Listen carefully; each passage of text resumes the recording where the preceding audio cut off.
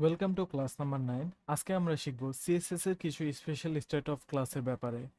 এগুলো আমরা pseudo class and pseudo elements নামে চিনে থাকি। তো সবার আগে হচ্ছে আমরা যাই সুডো ক্লাসে। A pseudo class is used to define a special state of an element. যদি সহজ ভাষায় বলতে যাই, প্রত্যেকটা এলিমেন্টের আলাদা আলাদা স্পেশাল স্টেট আছে। তো আমরা সেই পার্টিকুলার স্টেটগুলোকে ধরে ধরে স্টাইল করতে পারি। যেমন আমাদের কাছে একটা লিঙ্ক আছে, সেই লিঙ্কের আরো অনেকগুলো স্টেট আছে। আহ, যেমন ভিজিটেড, হাভার, অ্যাক্টিভ, লিঙ্ক, এরকম অনেকগুলো। তারপরে হচ্ছে ধরেন আমাদের কাছে একটা ইনপুট ট্যাগ আছে, ইনপুট ট্যাগের ভিতরে আমরা ফোকাস, হাভার, এরকম কিছু স্টেট ইউজ করতে পারি। তারপরে বাটন ট্যাগের উপরে হচ্ছে আমরা হোভার ইউজ করতে পারি, আরো কিছু কিছু জিনিস ইউজ করতে পারি। তো এগুলো আরো ক্লিয়ারলি বোঝার জন্য আমরা ভিএস কোডে যাই। তো সবার ফার্স্টে হচ্ছে এটা, এখানে হচ্ছে আমরা ভিএস কোডে যাওয়ার জন্য সবার আগে একটা ফাইল ক্রিয়েট করে নেই। এটা হচ্ছে যেহেতু আমাদের ক্লাস 9, তো আমরা ক্লাস 9 নাম দিয়ে দিলাম। ক্লাস 9 এর ভিতরে আরো দুইটা ফোল্ডার নিব, একটা হচ্ছে ইমেজেস, একটা হচ্ছে সিএসএস। সিএসএস এর ভিতরে আমরা আমাদের সিএসএস নামের ফাইলটা style.css, style.css, দেন ব্যাকে যে হচ্ছে আমরা আবার index.html নামে একটা ফাইল নিয়ে নেই, index.html। দেন এটাকে আমরা ভিএস কোডে ওপেন করে নেই, open with visual studio code. এখন এখান থেকে আমরা ফোল্ডারটা ওপেন করে নিই, ক্লাস 9 ফোল্ডার ওপেন হয়ে গেছে। এখন এখানে আমরা এক্সক্লেমেশন মার্ক দিই, চেঞ্জ করলাম ক্লাসের টাইটেল ক্লাস নাম্বার 9। এখানে তারপর আমাদের সিএসএস এর লিঙ্কটা বসিয়ে দিই, CSS link start, comment out করে কন্ট্রোল ডি দিয়ে এন্ড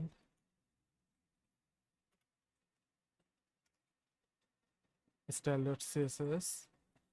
এখন হচ্ছে আমাদের বডি ট্যাগের ভিতরে কিছু, ধরেন সাপোজ ফার্স্টে একটা হেডিং দেই,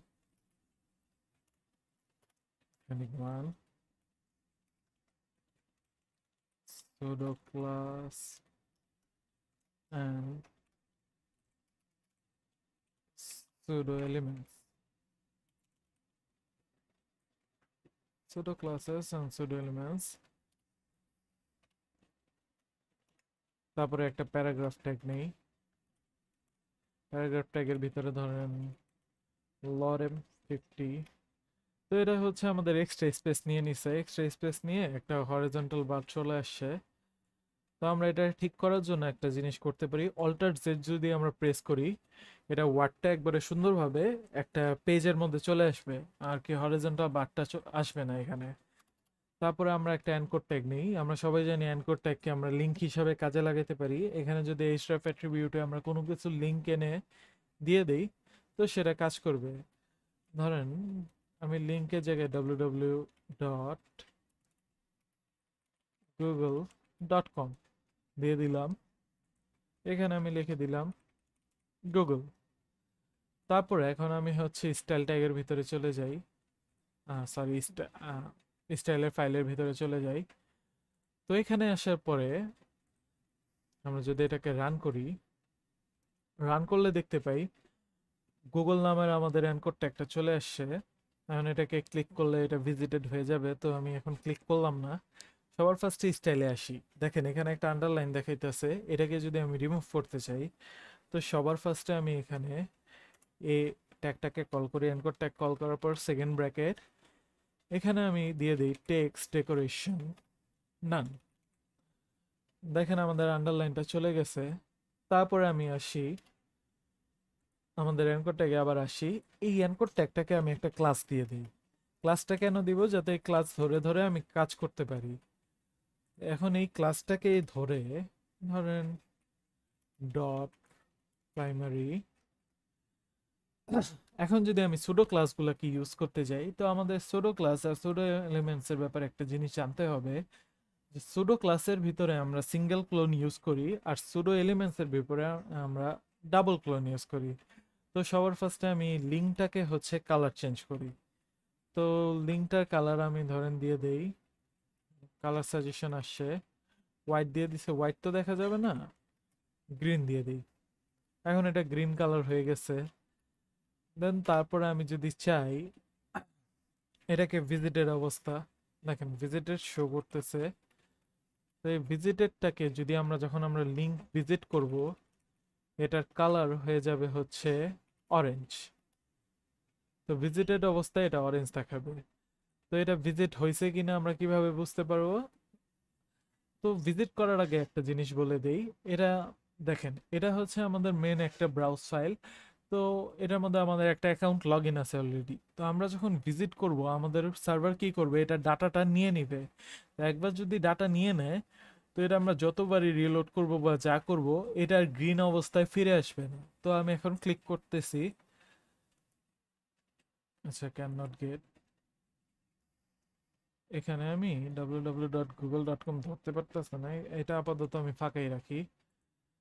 তো ভিজিটেড অবস্থায় দেখেন এটা অরেঞ্জ কালার হয়ে গেছে। তারপরে আসি আমরা যদি হোভার করতে চাই, দেখেন আমি যদি রিলোড করি, এটা আর চেঞ্জ হবে না। তো এখন আর যদি আমি হোভার করতে যাই, ডট প্রাইমারি লিঙ্কের জায়গায় আমি বলে দিই হোভার।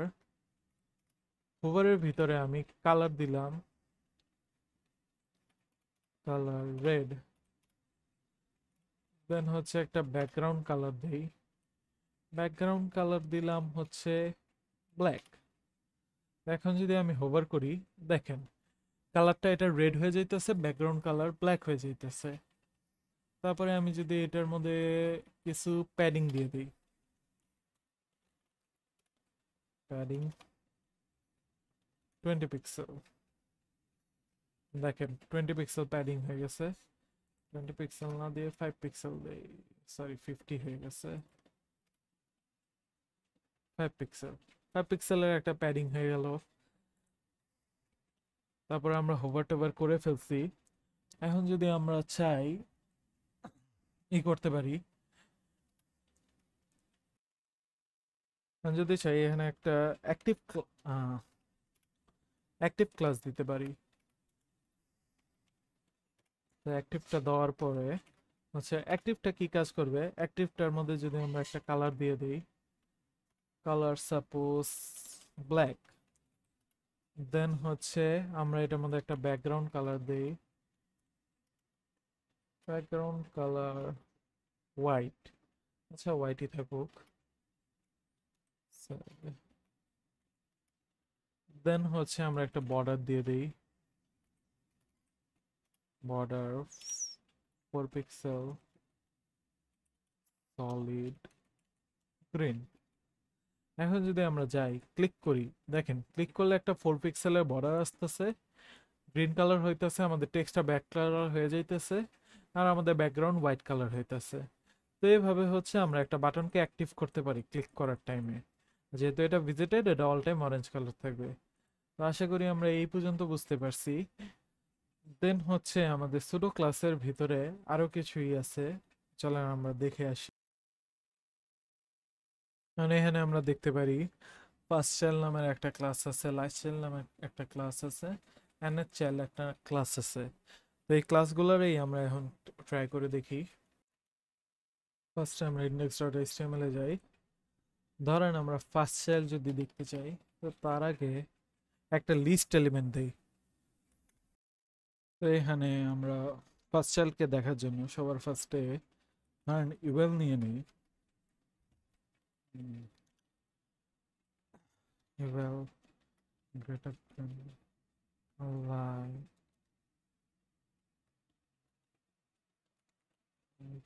টেন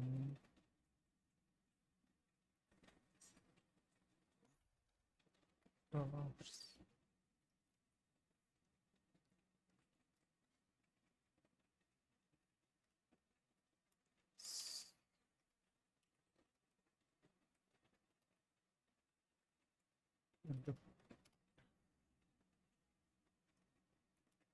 সরি, ফার্স্টের দিকে লিঙ্কটা একটু ভুল হয়েছে।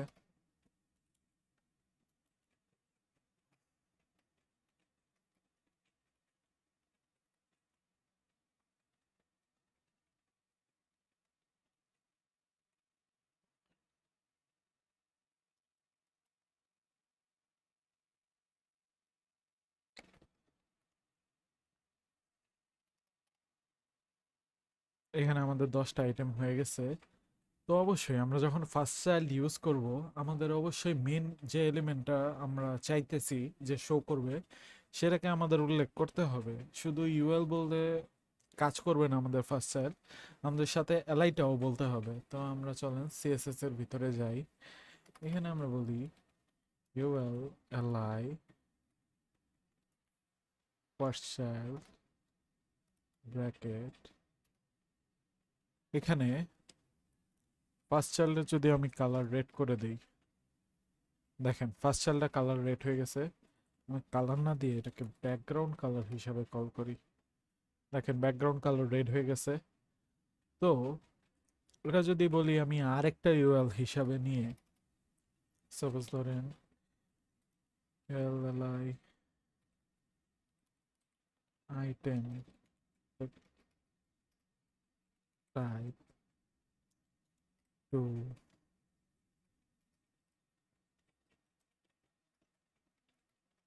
ডলার সাইন মাল্টিপ্লাই, দেখেন আরেকটার মধ্যেও চলে আসছে এই ব্যাকগ্রাউন্ড টাইপ। যদি আমি ফার্স্ট চাইল্ডের সাথে যদি ঠিক এই স্টাইলে যদি আমি লাস্ট চাইল্ড বলি, এটাকে কপি করি। কপি করার পরে এখানে কালারটা আমি দিয়ে দিই ধরেন গ্রিন। ফার্স্ট চাইল্ডের জায়গায় আমি বলে দিই লাস্ট লাস্ট চাইল্ড। দেখেন যেরকম ফার্স্টে ফার্স্ট চাইল্ডটা কালার হয়েছিল, এখন লাস্ট চাইল্ডটা কালার হয়েছে। কিন্তু এখানে আরেকটা জিনিস, ফার্স্ট চাইল্ড আর লাস্ট চাইল্ড আমাদের খুব ইজিলি আমরা ধরে ধরে এটা করতে পারি। কিন্তু যেটা আমাদের এনএস চাইল্ডটা আছে, এই এনটিএইচ যে চাইল্ডটা আর কি, এটার মধ্যে একটু আছে, এটার মধ্যে একটা ছোটোর মতন আমরা লিখে নিতে পারি। কারণ ফার্স্টে আমি করে দিলাম এনএফ চাইল্ড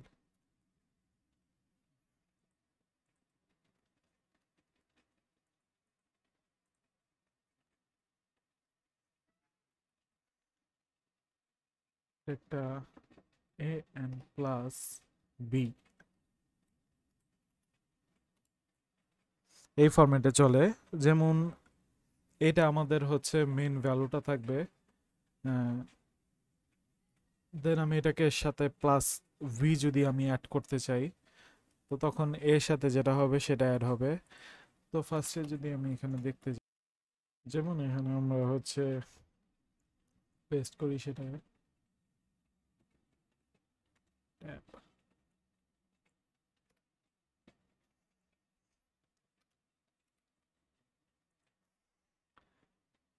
এখানে আমাদের এনএচ চাইল্ডের ভ্যালু হচ্ছে ধরেন ব্যাকগ্রাউন্ড কালার ব্লু দিয়ে দিলাম, ভ্যালু হইতেছে 2।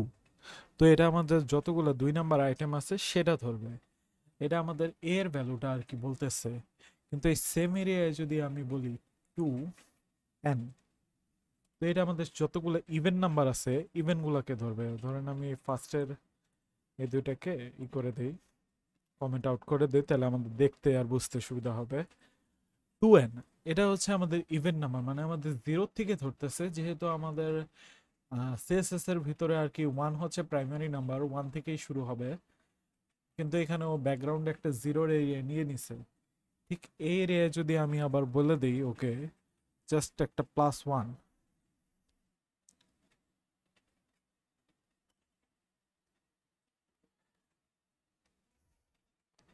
এখানে যদি আমি বলি +1, এখানে দেখেন ফার্স্টের এক ঘর ছেড়ে আর কি +1 করছে, দেন পরের এক ঘর ছেড়ে আর কি +1 করছে, এরকম করে হচ্ছে আমাদের এনের চালটা আর কি আগে বাড়ছে।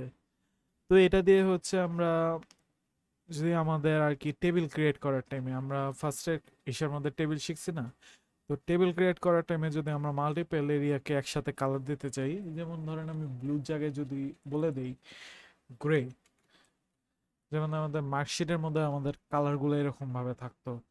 অনলাইনে যখন আমরা কোনো মার্কশিটগুলো দেখতাম, তো এরকম করে আর কি কালার দেওয়া থাকতো, এক ঘর ছেড়ে ছেড়ে একটা পরে একটা কালার আর কি এভাবে চেঞ্জ হইতো। তো এই এনএচএল এর সাথে আমাদের মোস্টলি সুডো ক্লাসের যতগুলো মানে যতগুলো কি মোস্ট ইম্পর্টেন্ট যতগুলো ছিল সেগুলো হচ্ছে কমপ্লিট হয়ে গেছে। এটার মধ্যে আমরা যদি W3 স্কুলে যেয়ে দেখি আরো অনেকগুলো আছে, কিন্তু ওগুলো এত বেশি ইম্পর্টেন্ট না যতটা আর কি এই কয়েকটা জিনিস ইম্পর্টেন্ট। এটার পরে এখন আমরা আসবো হচ্ছে সুডো এলিমেন্টস এর ভিতর। তো সুডো এলিমেন্টস যদি আসি, সুডো এলিমেন্টসটা কি? SCSS pseudo elements is used to style specified parts of an element. তো যদি সহজ ভাষায় আমরা বলি, আমরা হচ্ছে সুডো ক্লাসের ভিতরে কি শিখছি? একটা এলিমেন্টকে পুরোটা ধরে আর কি স্টাইল করা, কিন্তু সুডো এলিমেন্টের ভিতরে একটা এলিমেন্টের ছোট্ট একটা পার্ট, ছোট্ট একটা অংশকে আমরা স্টাইল করতে পারবো।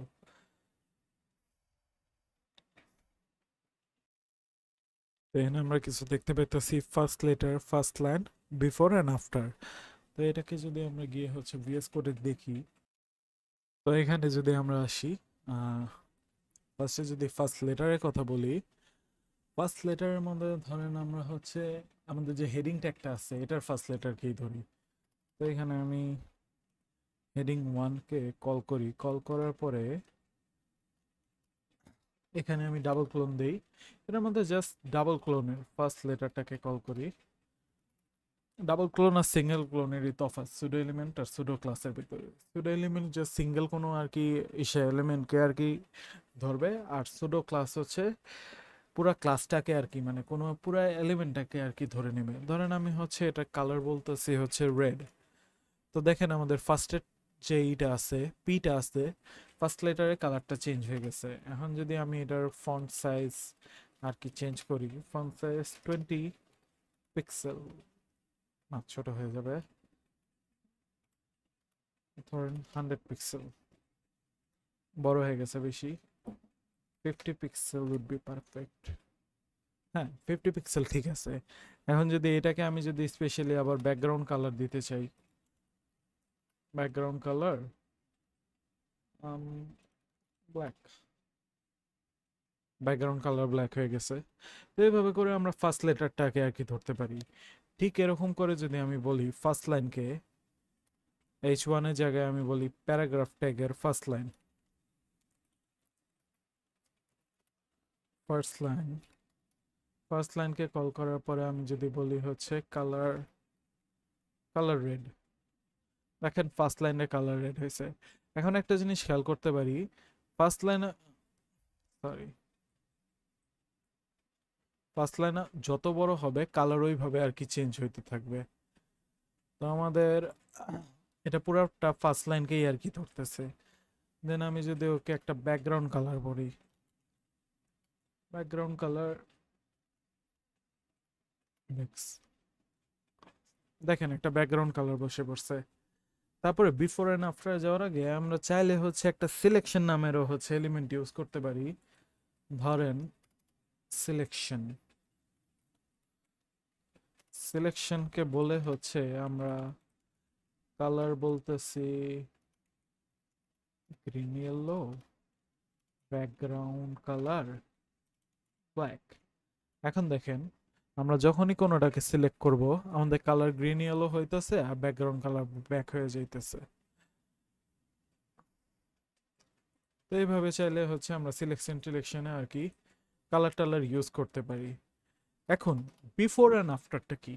বিফোর হচ্ছে আমরা যখন আর কি কোনো আইটেম চুজ করব, ধরেন এই যে এলআইয়ের যে ফার্স্টে একটা মানে স্পেস আমি বলবো না, এলআইয়ের ভিতরে যে আমরা আইটেম 1 লিখছি, এখানে যে শুরুর ভিতরে যে জায়গাটুকু আছে এটাকে আমরা বিফোর বলতে পারি, আর 1-এর পরে যে জায়গাটা আছে এটাকে আমরা আফটার বলতে পারি।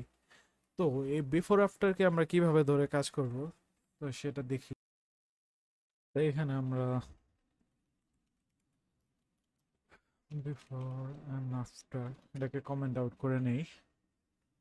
এই যে বিফোর অ্যান্ড আফটারটা এটা আমাদের কি কাজ করবে?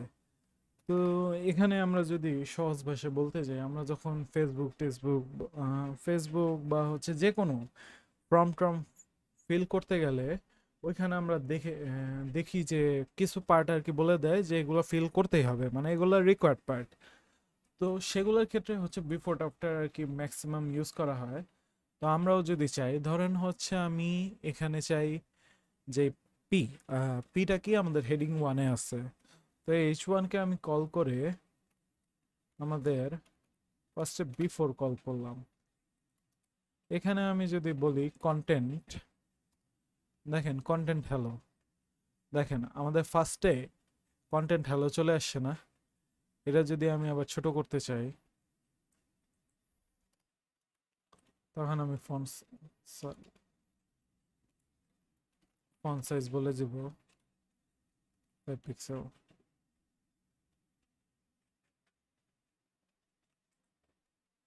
ফন্ট সাইজ 5 পিক্সেল হয়ে গেছে। বাকি হচ্ছে এই এইজটা বড় আছে কেন, কারণ আমরা হচ্ছে ফার্স্ট লেটারের মধ্যে হচ্ছে সাইজ 50 পিক্সেল বলে দিছিলাম, এর জন্য। যেমন এই কন্টেন্টে হ্যালোর জায়গায় আমরা হচ্ছে ধরেন ডাবল কোটেশন না ইউজ করে সিঙ্গেল কোটেশন ইউজ করি। দেখেন এই সিঙ্গেল কোটেশন বড় হয়ে গেছে। তা আমরা যদি এটাকেই আবার এই H1-এ বলে দেই হচ্ছে আফটার,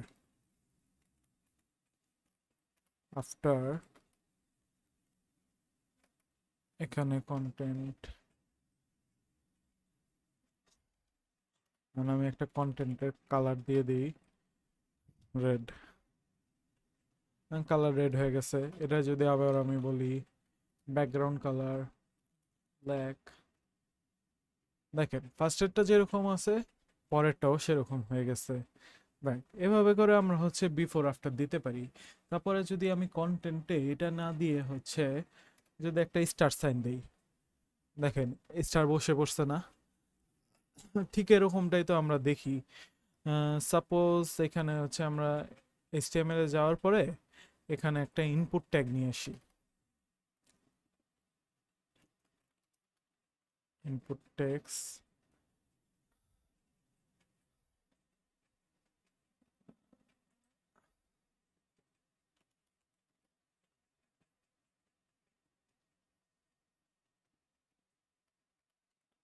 এটা তো টাইপ হবে আমাদের টেক্সট,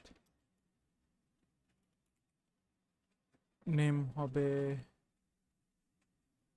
ইম্পর্টেন্ট। আচ্ছা, নেম দেওয়ার আগে আমরা টোটাল একটা, যেহেতু ফর্মের কথাই বলছি, আমরা একটা ফর্ম তৈরি করে নিই। ফর্ম অ্যাকশন ফর্মের ভিতরে একটা লেবেল কল করি, লেবেলের ফরের ভিতরে একটা নেম বলে দেই, এখানে আমি বলে দিই নেম। লেবেলের নিচে দেই হচ্ছে ইনপুট।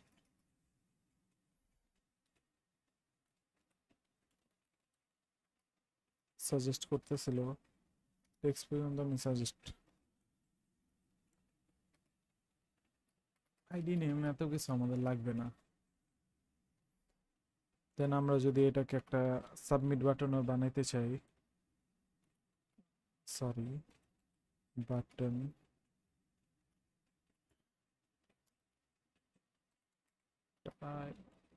সাবমিট,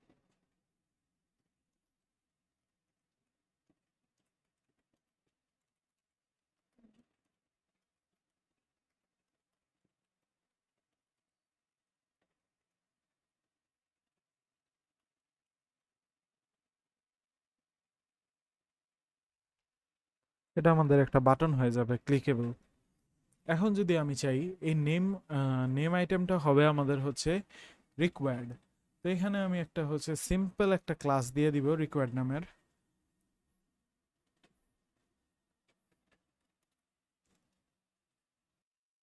তো আমরা যদি দেখি এখানে যদি আমি বলে দিই একটা ক্লাস, ক্লাসের নাম দিয়ে দিই রিকোয়ার্ড, তো এখানে এসে বলি ডট রিকোয়ার্ড। তো এই রিকোয়ার্ডের মধ্যে আমি যদি আফটার ট্যাগটাকে আফটারটাকে কল করে এখানে আমি কন্টেন্ট স্ট্রিক দিয়ে দিই, এটার কালার দেন হচ্ছে আমি বলে দিই ব্ল্যাকের জায়গায় হবে হচ্ছে রেড আমাদের। তো এখানে যেই যেই জায়গায় হচ্ছে রিকোয়ার্ড ট্যাগটা থাকবে সেখানে হচ্ছে এই অ্যাস্ট্রিকটা রেড কালার চলে আসবে। সাপোজ ধরেন আমি এখানে দেন হচ্ছে এখানে দেন এখানে এগুলোতে ক্লাস রিকোয়ার্ড সবগুলোতে দেখছেন রিকোয়ার্ড চলে আসছে, যেগুলো যেগুলো আমি বলে দিছি। তো এভাবে আমরা হচ্ছে বিফোর আফটার ধরে ধরে কাজ করতে পারি। আই হোপ এতটুকু ক্লিয়ার আপনাদের হয়ে যাবে এটার পরে।